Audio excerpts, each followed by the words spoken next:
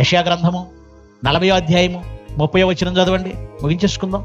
ఫలాలను ఇవ్వవలసిన యవ్వన కాలాన్ని ఎలా పాడు చేసుకుంటున్నారు సమాజంలో. యెషయా గ్రంథం 40వ అధ్యాయం 30వ వచనం, బాలురు సొమ్మసిల్లుదురు, అలయుదురు, యవనస్తులు తప్పక తొట్టిల్లుదురు అన్నాడు. దాని అర్థం ఏంటి? పాపంలో పడడమా? తొట్టిల్లడం అంటే పాపంలో పడడమా? తడబడ్డం అండి, నడవటంలో తడబడ్డం, పాపంలో పడ్డం కాదు. ఒకవేళ యవనస్తులు తప్పక తొట్టిల్లుదురు అంటే మరి యేసు ప్రభు కూడా పాపంలో పడాలి, ఆయన యవనంలోనే ఉన్నాడు. యోసేపు పాపంలో పడాలి. దాని అర్థం అది కాదండి. ఇశ్రాయేలీయులను చెరలోనికి కొనిపోయేటప్పుడు పసిపిల్లల్ని, వృద్ధుల్ని, స్త్రీలని, యవనస్తుల్ని ఈడ్చుకెళ్ళిపోయారు అషూరు రాజు గాని బబులోను చక్రవర్తి గాని. దేవునికి ఎదురు తిరిగినందుకు వాళ్ళు నడిచే ఆ నడకలో ఆ ప్రయాణంలో సొమ్మసిల్లిపోతారు పసివాళ్ళు. యవన్లు ఆ నడక తడబడుతుందని చెప్పాడే తప్ప యవ్వనస్తుడు అంటే ఖచ్చితంగా పాపంలోకి వెళ్ళాలని కాదు చెప్పింది. యవనస్తులైతే పాపంలోకి వెళ్ళాలా? యవ్వనస్తులారా, మీరు లోకాన్ని జయించారు.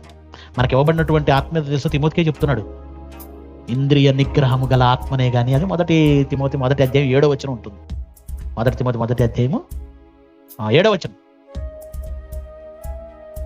ఇంద్రియ నిగ్రహము గల ఆత్మనే గాని పిరికి ఆత్మను ఇవ్వలేదు. ఇంద్రియ నిగ్రహం అంటే నీ అవయవాలను నిగ్రహించుకోగలిగిన ఆత్మ నీకు ఇవ్వబడిన ఆత్మ. కనుక యవ్వన కాలంలో ఫలించవలసింది పోయి ఫలించవలసిన కాలాన్ని అపవాదికి అప్పచెప్పి పాపంలోనికి వెళ్ళొద్దు. సంఘంలో ఉన్న కొద్దిమంది యవ్వనస్తులు ఈరోజు దేవుడు వారి వలన చాలా గొప్ప ఫలాలు పొందాలనుకుంటున్నాడు, చాలా ఫలితం పొందాలనుకుంటున్నాడు. కానీ సంఘాలలో ఈరోజు పరిస్థితి ఏంటో తెలుసండి, సంఘాలు తలదించుకునే పరిస్థితి తెస్తున్నారు యవ్వనస్తులు. సేవకులు తలదించుకునే పరిస్థితి తెస్తున్నారు యవ్వనస్తులు. ఏంటి ఇక్కడికి వచ్చి ప్రేమలు పుడుతున్నాయా మీకు? పైగా ఇలా మాట్లాడాలా ఉంటే తెలుసా, ఆ దేవుళ్ళలో ఉన్నవాళ్ళు అయితే బాగుంటుంది. నువ్వెంత దేవుళ్ళలో ఉన్నావు ఆవిడ కూడా అంతే ఉంటుంది. వీళ్ళు చూడ ఎలా ఉన్నారు, ఏమంటే మా ముందు అందరూ మగ పిల్లలు యేసు ప్రభువులాగా ఉంటారు, ఆడపిల్లలు మరేమో తల్లులా ఉంటారు. ఖతర్నాకులు నమ్మకండి. సంఘంలో సేవకుడు ముందు ఎవడైనా ఎట్లా ఇష్టానుసారంగా ఉంటారా? అందరూ ముసుగులు వేసుకొని భక్తిగా ఉంటారా?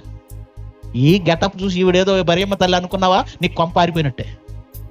మా ముందు బాగున్న వీళ్ళు మా వెనకాల చాలా డేంజర్. ఎందుకంటే యవనస్తులు ఈరోజు సంఘానికి వచ్చి దేవుని పరువు, సంఘ కాపరి పరువు, సంఘం పరువు ఏమవుతుంది? వాక్యం ఎక్కడ వింటున్నారు మీరు? ఎక్కడ వింటున్నారు? అసలు ఒక సేవకుడి కంటే, వృద్ధుల కంటే, పెద్దల కంటే మీ వలన దేవుడి పని ఎక్కువ జరగాలి. ఒక ఏసేపులు ఎందుకు ఉండకూడదు? యూత్ అయితే యూత్ మీటింగ్ అని పెడతారా? వీళ్ళు వాక్యం చెప్పండి. ఒకసారి యూత్ మీటింగ్ అని పెట్టి నన్ను పిలిచారండి మంగళగిరిలో. 1 గంట వాక్యం చెప్పానండి, విసిగిపోయారు. గంట ఎలా గడిచిందో తెలియకుండా ఉంటుంది మన వాక్యం ఎప్పుడు కూడా. కానీ వాళ్ళు విసిగిపోతున్నారు. ఏంటనంటే చెప్పారు, అసలు మా ప్రోగ్రాంలో గంట వాక్యం మా లైఫ్లో ఎప్పుడు లేదని. నన్ను వాక్యం ఉండదా? మరి ఏం చేస్తారని అడిగా.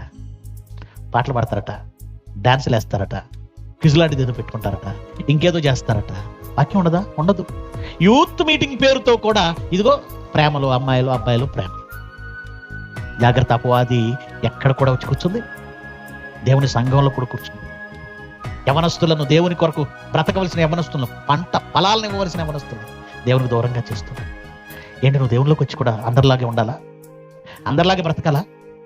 నీలో ఒక ఆత్మ ఉంది, ఇంద్రియ నిగ్రహం కలిగిన ఆత్మ, నీ శరీరాన్ని కంట్రోల్ చేయగలిగిన ఆత్మ, ఈ శరీర అవయవాలను నలగగొట్టి క్రీస్తుకు సమర్పణ చేయగలిగిన ఆత్మ నీలో ఉంది.